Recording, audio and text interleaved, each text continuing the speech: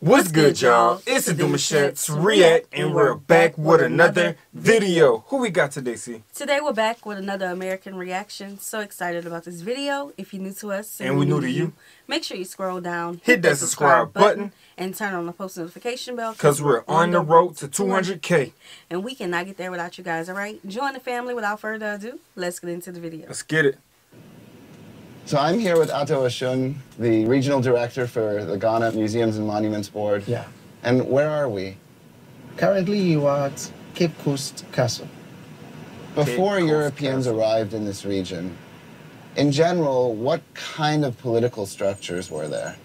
Well, you know, before they came, we have the chiefs working together with the elders of states. They will be today like the president and the cabinet ministers running the system. And we are the heads of the various family units. We call them Ebusia. They are those together with the chief running the political system of the various places. So you have an executive, the chiefs, and then you have a legislative, if you will, which is the elders. Of course. What was the economic system like here? Were people trading? Was there commerce? Were people growing things? Was there industry? In fact, we would have the farming, growing things. We'll have the commerce, and we have fishing also. So a pretty sophisticated commercial system, stable states with an executive and a legislative branch. And then we have the arrival of Europeans and we have the Atlantic slave trade. So with all that being said, they pulled up on them and then told everybody in the world, these are savages, people who don't have no knowledge, they don't have worth for themselves, they basically just existing. But as you can hear here, the brother just explained it to him how everything was well organized. And they still, like, one of the main things that I really enjoy about what he said was the fishing industry, like how they was doing the fishing. They still do that fire, like, very, very, very great, you know, today. So, yeah. Now I do know that they had, let's see if they talk about it. You got one, but you don't want to? Yeah. Okay, not too soon. I don't want to go there yet. Okay. When did the Atlantic slave trade begin here? You talk about the fact that when the Portuguese came over here, they came along with it. But then when you talk of the Cape Coast Castle, you talk about when the English took over, actually. So that will run about 1660, 65, thereabout.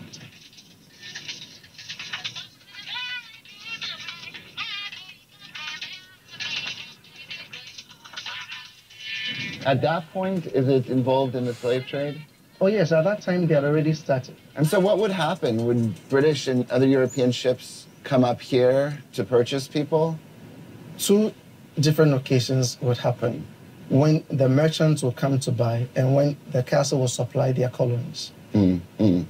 Okay, so there were actually dungeons built into this place right from the beginning? Absolutely. We have two separate dungeons. We have the males dungeon and the females dungeons. We could talk about 1,300 the minimum. People?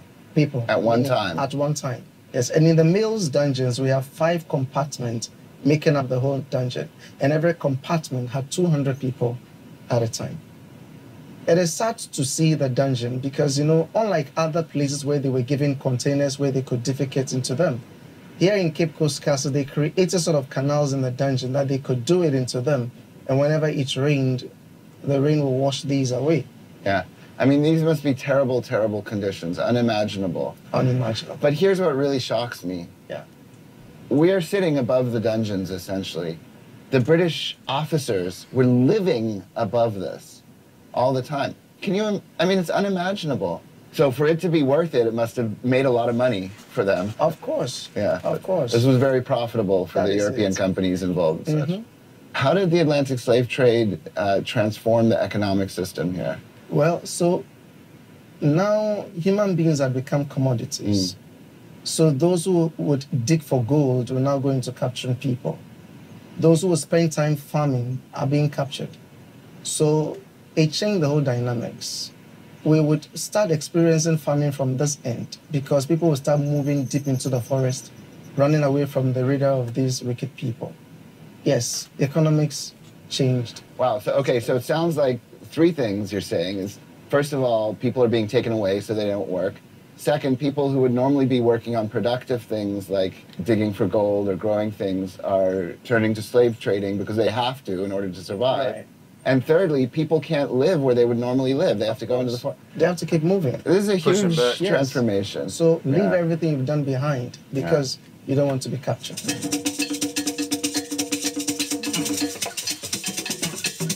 It was a Oh, okay. Y'all know how they have the family historians? There's, it kind of makes me lost for words, but they have the family historians on, in everywhere in Africa, right? And there's these people who can share like centuries of stories, of stories. Right. I would love to really go there and hear the stories from their points of view of the family members who were captured and enslaved, Yeah. you know, across. Yeah, because it's just like here, we still have people who were enslaved. Mm-hmm. You know what I'm saying? But they're our elders. We're elders. You know what I'm saying? They still have those stories. So out there in Ghana, they will have those connect it. elders as well who To have connect it. witnessed, survived, and got away. You know what I'm saying? So Yeah. those stories are very important to be heard too. Yeah, because I was reading Alex Haley's I forgot what it was that I was reading, but it's a book that we have that have like a lot of stories compiled together on African American family values and different things, and they had his story in there, like the behind the scenes of him creating his family tree and him going there to listen to his story. Yeah. And that's just so interesting. I would just love to hear it with my own ears. Yeah, it's different. From their point of view, because we speak of our ancestors, but this was their family members as well. Yeah, 100%. You know. Yeah. Really a time of insecurity. People have to move with security guards and so on, because you dare not move alone. You'd always go in bands because you were not sure what would happen on the way. It also affected the legal system in terms of the court system, because where there were fines for various offenses, some kings would decide that no, we are not going to ask you to pay any fine, rather go and become a slave somewhere. I had the case of the king of Comenda in the 1700s, who the brother did something he didn't like, and instead of asking the brother pay a fine, he asked the brother to be enslaved across the Atlantic. Not only the brother, but the wife and the children as well, you know. And then also... Hold on, before I rewind it, I'm going to go back. Yeah, but that was a different one. Like, people who had to pay fines for whatever reasons, instead of them paying it, they said, we're just going to bring you on board and make you a slave. Baby, I'm going to pay that fine. No, I mean, they didn't have, no, I they didn't have a choice. They didn't have a choice. Their fine price was to be enslaved. Yeah. That's what she just said. I'm like, I never heard it like that before. That's new information. You know what I'm saying? So, yeah. Slave somewhere. I had the case of the king of Comenda in the 1700s, who the brother did something he didn't like, and instead of asking the brother pay a fine, he asked the brother to be enslaved across the Atlantic. Not only the brother, but the wife and the children as well. The whole you family. know. The whole family. And then also, in some areas, like the Akwemu area, people resorted to kidnapping a lot. Akwemu, and that also affected the traditional system, because kidnapping was not a way of life in Ghana. Say that twice.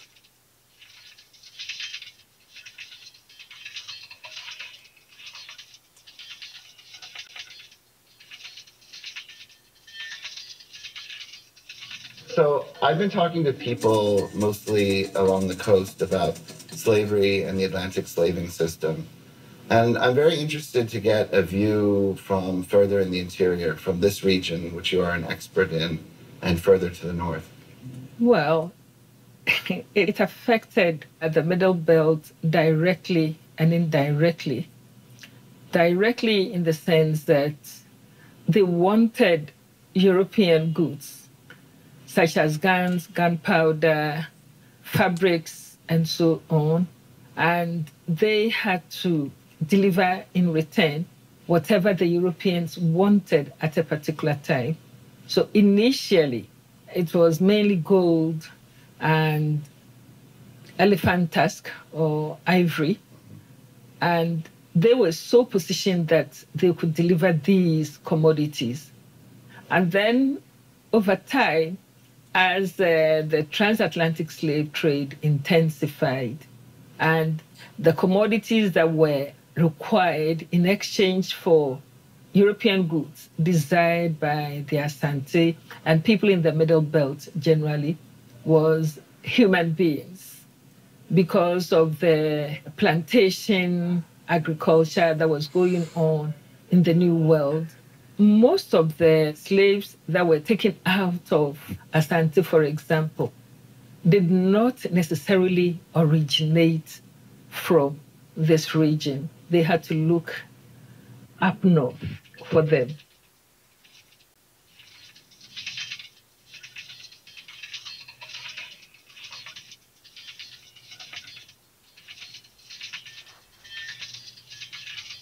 What was the impact of the Atlantic slave trade in the north? To the north, I would say it was more devastating in the sense that, if you remember, I said most of the slaves that were sent from the Middle Belt did not originate from here.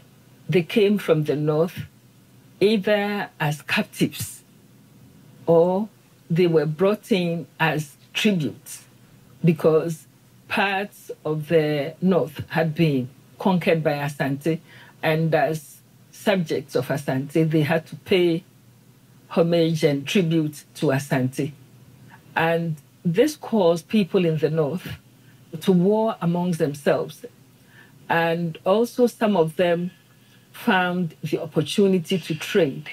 So if they were able to attack weaker neighbors, they would be able to acquire slaves, sell off, and get some money out of that. What do you think was the impact on that region of the removal of so many hundreds of thousands or even millions of people? First of all, I would say insecurity, because one was not too certain when there will be a raid. And there are so many stories about villages that were attacked, raided, and people taken away. And though some of them who found their way to the south and became integrated in southern societies, tell of how they came to be in the south. So you can tell from them that there was a lot of insecurity. And definitely, if people are worried, trying to protect themselves, it's going to also hinder their major source of economic activity, which was agriculture. So I'll say that in the north, it must have had more devastating effect. What do you think have been the long-term impacts of the Atlantic slave trade on Ghanaian society? Good question. Now people hedge about talking about their roles in the transatlantic slave trade. It takes a lot of effort before people will actually open up to talk about it. Talking to people who have lost family. Very often we just think about those. That's back to what you were saying, being able to talk to the ones who actually witnessed and lived it. Yeah. Let her play this last word. Sent away. Into people who have lost family. Very often we just think about those who were sent away. Mm-hmm. But we do not think about those who were left behind, because those who were sent out belonged to families. Right. They had parents, they had siblings, some of them had children, and so on. And their members. Yeah, how I look at it, it's such a agonizing transition to the birth of black people in America. And not just us, the Caribbeans. All over. All over. Everywhere. Everywhere, just about. So y'all see like the it's like a mirror reflection there. You know what I'm saying? Mm-hmm. It's like it's trying to touch the glass and it's water, and you put your hand through, and you like you seen yourself. It's like, hey, where you been all this time? You know? Crazy. Y'all know we always gonna try to lighten up the mood. Nah, all right? facts. Yeah. That's just our personalities. Because we are descendants of the people who were sold. Yeah. Right? And the people who were captured. We know our story. We know how we have built up our identity. Yes. In America, in the Caribbean, everywhere. We have created these new cultures. We have new achievements, and we are connected to that story. But that's why I always show respect to the full story. Not just our story, but their story as well, because I'm very connected to my ancestors, especially with learning out about our family trees and their stories and what they went through in this land, and even knowing where they come from in the other land, right? I'm very connected to that story, and so to know that we all feel a way about the transatlantic slave trade, but there's people who lost people, and they feel a certain way too. Oh, definitely. And just how she said that they're hesitant, I'm paraphrasing, they're hesitant on opening up about their roots with it. I would love to hear more of those people's stories, because just like we're connected with our story, I know that they're connected as well, and they may just don't want to speak out as much. It's emotional, but it's like telling, I don't even know how to put it into words, but you can only imagine, because when they was getting stripped from their families, being sold from hearsay, this, that, you can only imagine the agony, the pain, you know what I'm saying, the unbelief, like, whoa, this is freaking going down. And for them to have the similar stands on whenever they was getting sold as well, bought into, you know, families being stripped. Hey, you go over here, bring the daughter this way, bring the son this way. That story still haunts, not even haunts them, but lives in their memory. You know what I'm saying? So I can only imagine tapping into that and the trauma that comes out, you know, automatically. So.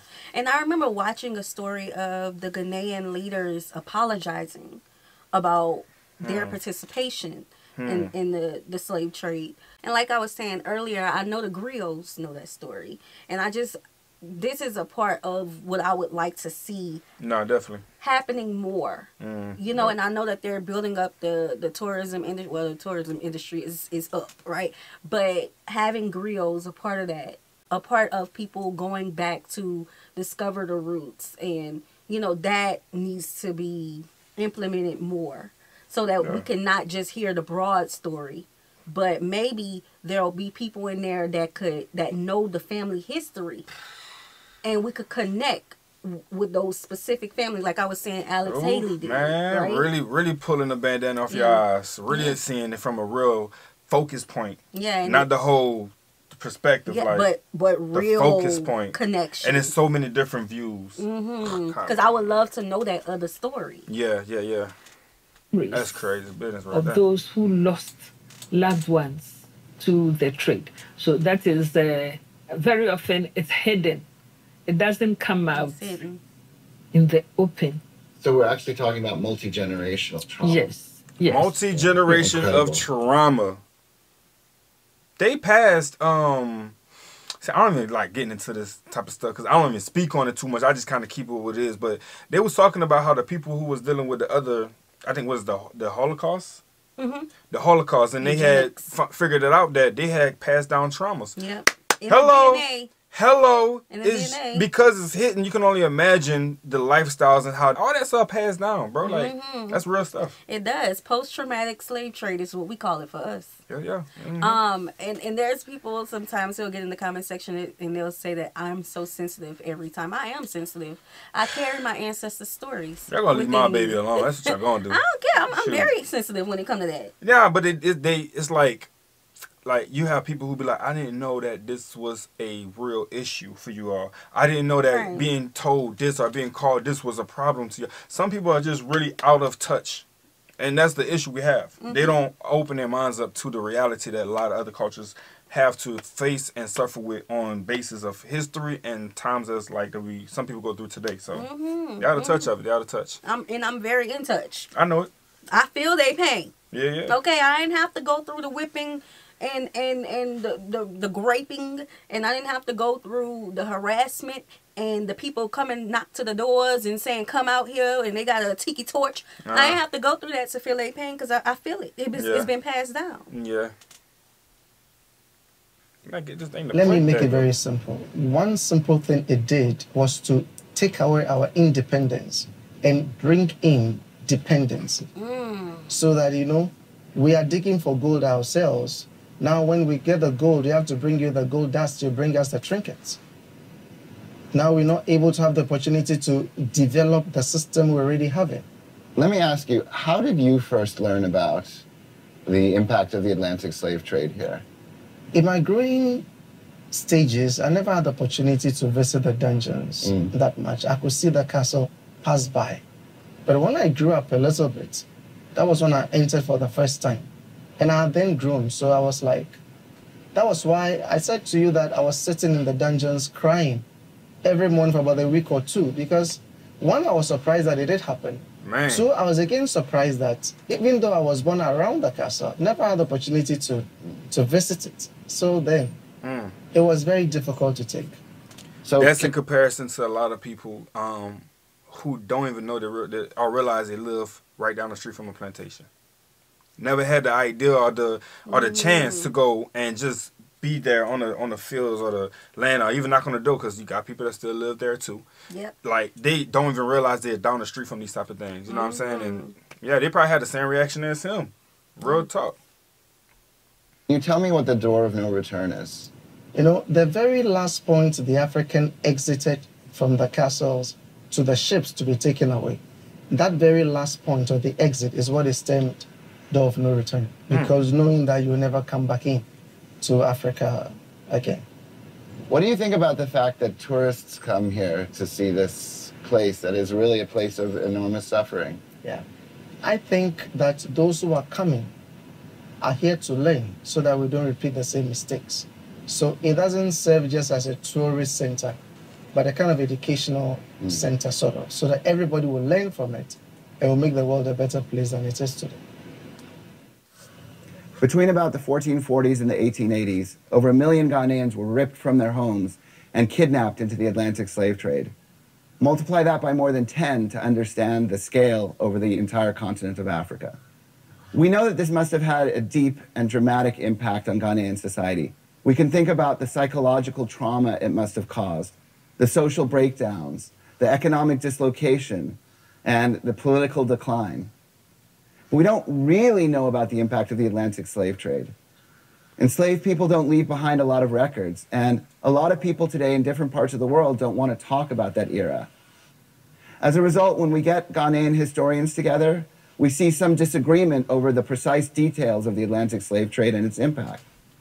But we also see a broad recognition that the results were deep and they were lasting, that they were widespread and that they still haven't gone away today. And that we need to understand the scale of the impact of the slave trade in Africa if we are to understand the patterns of world history themselves. Very well said. Very well said. Check his channel out, y'all, man. That was a very great video. It was. It was. It was. I love being able to hear the other side. And I believe that it shouldn't be hidden on the other side. Nah, it shouldn't. Especially if it happened in your family. You know, that's how healing begins, by acknowledging that it happened. Yeah. That way, people can understand each other more. Yeah. You know, Like, on all sides. Like when a lot of people are uncomfortable with talking about topics, the first thing they do is their voice gets shaky. Right? Then they cry. And it goes to show you that they've been holding on to that for so long. And they got to talk about it. Like releasing that. That's a level of releasing. And, Right. You know what I'm saying? But yeah, bro, it's a lot of backstories to this that you guys probably don't even know. For instance, that was this tribe. There was some warriors. When they got enslaved, they was getting off the boat. And they didn't go. They said, you know what we finna do? We all finna go in the water. And they chained, they were linked up to go, and they was just all walked in the water. And they got the statues at the bottom of the ocean where you guys can see it. So Yeah. And in that, that particular tribe, the whole time they was on the boat, the people, the enslavers thought they was going crazy. They was scaring them because they kept repeating the same thing over and over and over the entire trip, the entire journey. Yeah. You know, that was months, weeks, months, however long it was. Yeah. It was a long time over that water. And they kept repeating it. By water they came, by water they gonna go back. Something. Yeah, there was water, there was fighters. To that. That was a principle. You know what I'm saying? And they marched back into that water. Like, we have so many stories, and of course, because we're from the United States, we know a lot of our stories, but we're so excited to learn more about the stories in Brazil and the Caribbeans and France. We're so excited to learn about the full story, because we have to put all of the puzzles together. It was everywhere. Yeah, everywhere. Crazy work. Everywhere. All right, y'all. We hope you guys enjoyed this video with us. Be sure to subscribe. We'll see you soon. Peace.